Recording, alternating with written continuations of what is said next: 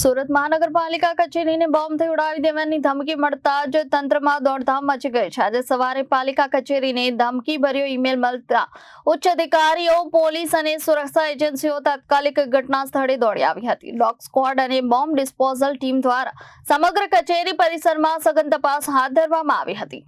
બંને શહેરોમાં ઘટનાની ગંભીરતાને ધ્યાનમાં રાખીને ફાયર વિભાગે, સ્થાનિક પોલીસ ઉચ્ચ અધિકારીઓ ઘટના સ્થળે પહોંચી ગયા અને કોઈ પણ પ્રકારની અનિચ્છનીય ઘટનાને ટાળવા ટીમો દ્વારા સઘન તપાસ શરૂ કરવામાં આવી। પોલીસ દ્વારા આ ધમકી આપનાર કોણ છે અને મેસેજ ક્યાંથી આવ્યો તે અંગેની સાયબર તપાસ પણ શરૂ કરવામાં આવી છે। હાલમાં બંને મનપા કર્મચારીઓ કચેરીઓ ફરતે સુરક્ષા કડક કરી દેવામાં આવી છે। आज रोज 11 વાગ્યાની આસપાસ એસએમસી મુગલી સરામાં એક મેયરની ઓફિસમાં એક ઈમેલ આવ્યું છે, જેના અનુસંધાને આજ રોજ અમે લોકો આખી ઓફિસને ખાલી કરાવી દેવામાં આવી છે અને પોલીસનો ચાકો બંદોબસ્ત રાખવામાં આવ્યો છે અને આખી જે ઓફિસ છે એને બીડીએસ દ્વારા ચેકિંગ કરવામાં આવી છે બધી, અને હાલ કોઈ આપત્તિજનક કોઈ ચીજ વસ્તુ મળી આવેલ નથી।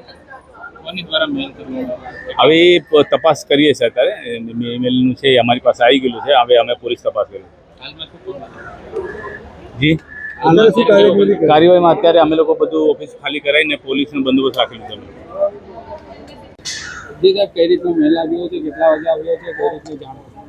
आज मॉर्निंग में एक मेल रिसीव हुआ जिसमें कि जो सूरत म्यूनसिपल कॉरपोरेशन का ऑफिस है उसको बॉम्ब थ्रेट से टारगेट करने की माहिती मिली, एंड जैसी ये माहिती मिली हमने अपनी जो कंसर्न टीम है उनको काम पे लगा दिया।